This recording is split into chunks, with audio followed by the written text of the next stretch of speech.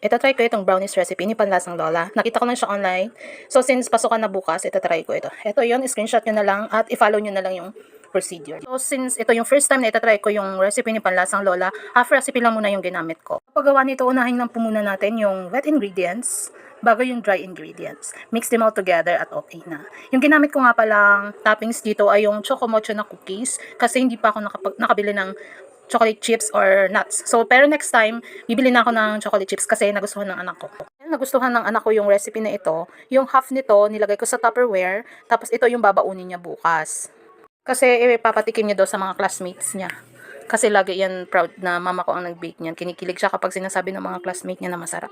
Ang sikreto sa masarap na brownies is yung brand ng cocoa powder na gamit nyo at yung toppings nyo. So, ito na guys yung finished product. Actually, mainit pa ito. Trinay na ng anak ko. Kaya ang half nito ay in-slice ko na at inilagay sa Tupperware.